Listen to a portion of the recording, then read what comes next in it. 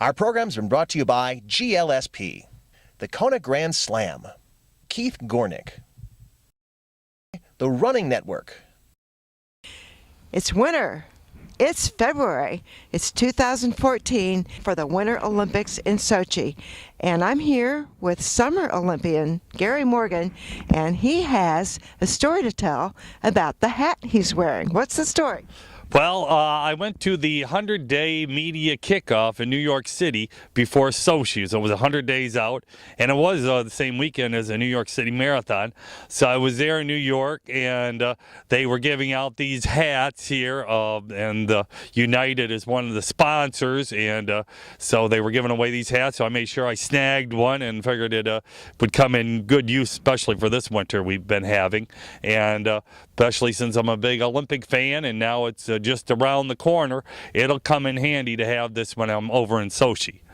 You're going to Sochi, and I'm so excited. But what we're going to talk about right now is the Olympic torch relay.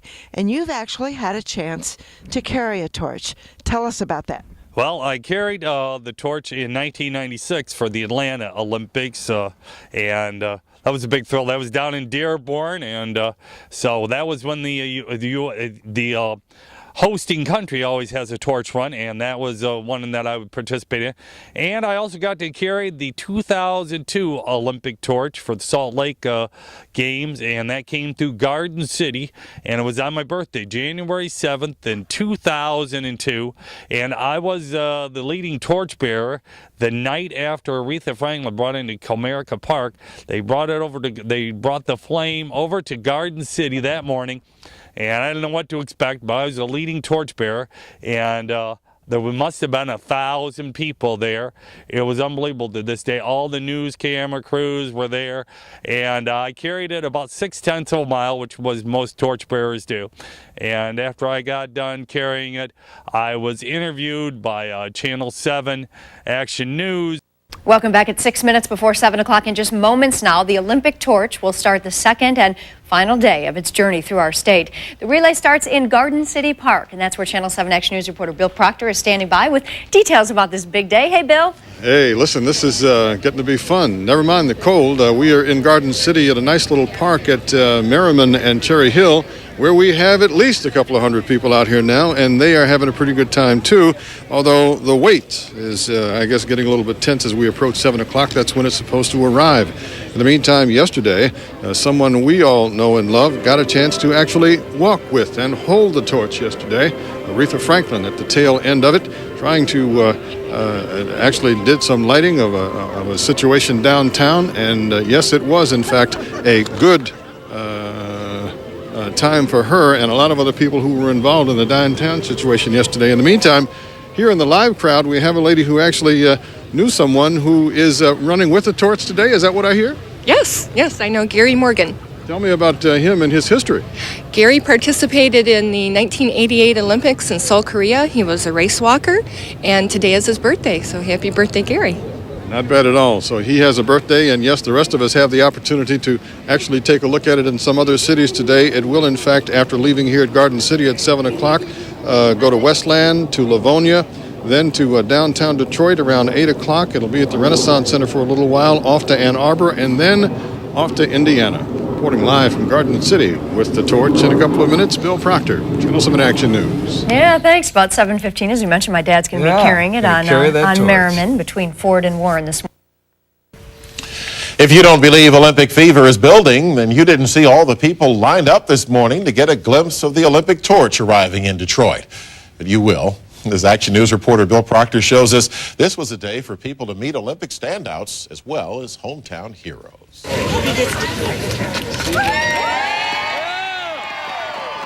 It was just after 7 o'clock this morning with hundreds watching in Garden City Park.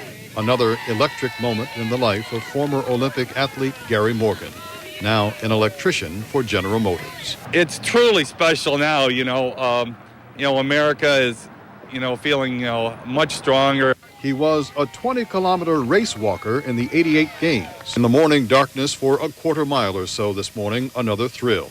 He was one of those carrying the Olympic torch, but for him it was the second time. The first in 1996. And it's a day I'll never forget. I kept my torch. I was the other one from 1996, and I still have my outfit. And it was one of those memorable days that you never forget. And it was truly an exciting day for me.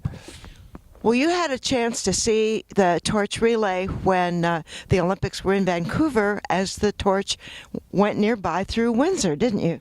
Yes, I did. I went over there with you guys, with Michigan Runner, and watched it come by.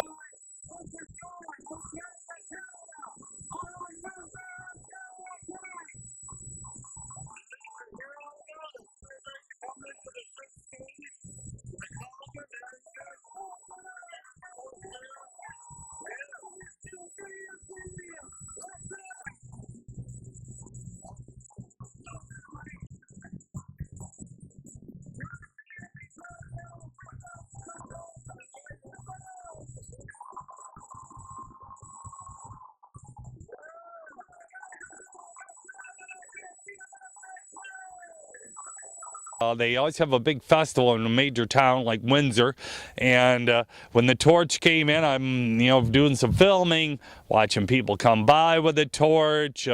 They light a cauldron there. They have a big festival around it. It truly is a special thing, and for so many people to be next to the torch and just get to touch it, it's a dream come true, because the Olympic torch is kind of the symbol of the Olympics, and as they always bring it into the stadium for the opening ceremonies, it is truly a magical experience. And so many people, when they over there in Windsor, it truly is the symbol of the Olympics. One of the things that's really cool about the torch relay is the mystery about who's going to be the last one to carry the torch and to light the flame. And when we were in Lake Placid a couple years ago, we had a chance to stop by the museum there, which really highlights the torches from years past. And what a variety. And each one has a story. There's so many great stories. But I also remember in Salt Lake, the American hockey team from 1980 were the ones who got to light the flame. And it was really cool because I had a chance to meet Mike Eruzione, the captain of that team, in Winthrop, Massachusetts, where he lived, and so did I in 1980. So that's my torch story.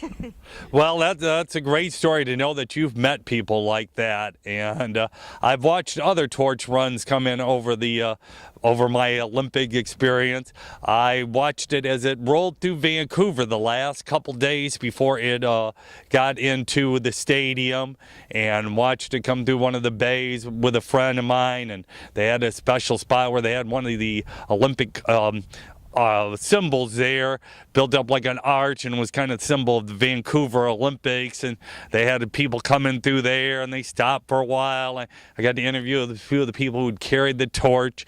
Got to also interview a friend of mine who carried the torch in 1988 at the Calgary Olympics. And when I was in Turino, I was there about a day or two early and watched the Olympic torch come through Turino at different spots, and just the huge crowds that would come by just to want to touch the torch. So to be involved with it, and myself to be able to say that I was a torch bearer and have a lot of Olympic involvement over the years, is truly a special thing. And even to this day, I take the Olympic torch to kids or special functions and let people take pictures with it, and they're just thrilled to do that, because like so many people say, it's something I've seen on TV but never got a chance to touch, and it really brings an inspiration to people, and they're so excited when they get a chance to touch the Olympic torch.